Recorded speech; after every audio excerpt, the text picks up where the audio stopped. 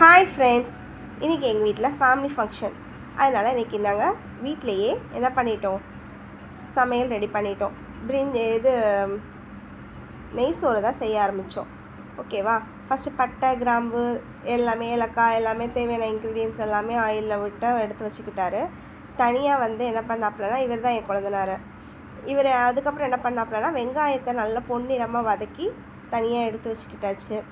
அப்புறம் ஆயிலெலாம் ஊற்றி எடுத்து மறுபடியும் அடுப்பை வச்சு முந்திரி பருப்பு, கிஸ்மிஸ் பழம் எல்லாமே தனியாக வறுத்து எல்லாமே எடுத்து ரெடி பண்ணி எடுத்து வச்சுக்கிட்டு தான் இந்த ப்ராசஸ் ஆரம்பித்தாப்புல.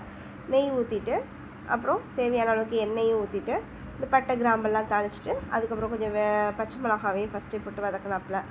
வதக்கிட்டு வர ஸ்டேஜில் தக்காளி, வெங்காயம், தயிர், புதினா, மல்லி இலை எல்லாத்தையும் ஒன்றா போட்டு அப்புறம் இஞ்சி பூண்டு பேஸ்ட்டு தேவையான அளவு தண்ணி விட்டு நல்லா கொதிக்க வச்சாச்சு. அப்புறம் அரிசியை கழுவிட்டு வந்துட்டு அரிசியும் போட்டு நல்லா மூடி வச்சு கிளற ஆரம்பித்தாச்சு.